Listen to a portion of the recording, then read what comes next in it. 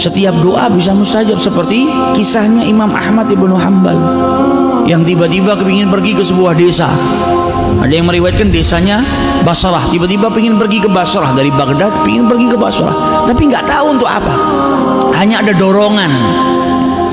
Sampai di desa itu beliau sholat isya. Selesai sholat isya, zaman dulu yang namanya ulama besar dikenal, namanya kemana-mana, orang kenal siapa Imam Ahmad ibnu Hanbal. Tapi kan sarana tidak seperti kita sekarang. Dulu nggak ada majalah, nggak ada internet, jadi orang kenal namanya Ahmad ibnu Hanbal, tapi belum pernah berjumpa. Imam Ahmad bin Hanbal ini kadang kalau keluar dari Baghdad jalan, orang berpapasan, nggak ada yang tahu kalau itu Ahmad ibnu Hanbal. Pakaiannya juga mutawadhi. Sampai di desa itu dia sholat isya, selesai sholat isya mau berbaring, mau istirahat, diusir sama yang jaga masjid. Dia nggak tahu kalau yang diusir Ahmad ibnu Hanbal. Imam Ahmad bin Hanbal juga nggak sombong, engkau nggak tahu saya Ahmad ibnu Hanbal. Kalau dia ngomong akan dimuliakan, masuk di kota manapun akan dimuliakan orang, tapi dia nggak ngomong. Keluar di depan pintu masjid dia tidur. Yang jaga masjid mau nutup pintunya, ngelihat ada Ahmad bin Hanbal di situ, diusir lagi, bahkan ditarik keluar dari masjid. Masjid ini bukan tempatnya orang tidur, ayo keluar.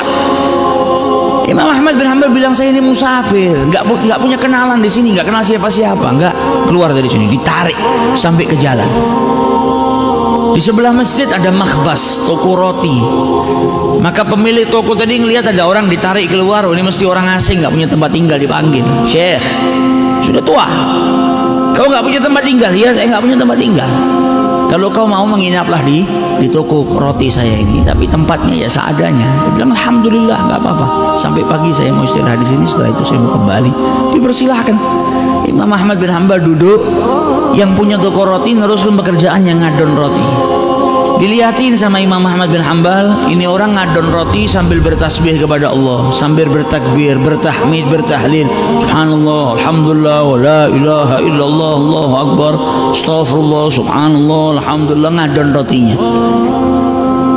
Dilihat sama Imam Ahmad bin Hanbal, kemudian ditanya, dari kapan engkau dalam keadaan seperti ini? Maka dijawab sama tukang roti tadi, ayuhal, keadaan apa yang kau maksud? Ya ini, kau ngadon roti sampai berzikir kepada Allah sudah lama. Saya selalu biasakan diri saya selalu dalam keadaan berzikir kepada Allah Subhanahu wa ta'ala. Maka ditanya sama Ahmad ibn Hanbal, apa yang kau dapatkan dari zikirmu itu? Manfaatnya apa? Berkahnya apa yang sudah nampak, yang nyata? Kata si pembuat roti tadi, tidak ada satu doa pun yang aku panjatkan kepada Allah kecuali diijabahi sama Allah. Kaget Imam Ahmad bin Hanbal. Ma da'auta syai'an illa ajabakallah. Tidak ada satu doa pun yang kau panjatkan kecuali diijabahi sama Allah. Iya, setiap saya berdoa diijabahi sama Allah. Hanya ada satu doa yang saya masih menunggu untuk diijabahi sama Allah Ta'ala. Apa itu? Saya ingin diperjumpakan dengan Ahmad ibnu Hanbal oleh Allah Subhanahu wa ta'ala. Namun sampai hari ini belum. Bukan tidak, tapi belum. Saya lagi menunggu kapan saya bisa diperjumpakan oleh Allah Subhanahu wa ta'ala dengan idola saya, Imam hadzal asr, yaitu Imam Ahmad ibnu Hanbal. Kata Imam Ahmad ibnu Hanbal, ha ana Ahmad ibnu Hanbal. Ini di depan kau Ahmad ibnu Hanbal. Tidak dikeluarkan saya dari masjid dan tidak diseret-seret saya ke jalanan kecuali gara-gara doamu. Gara-gara zikirmu ini saya diseret.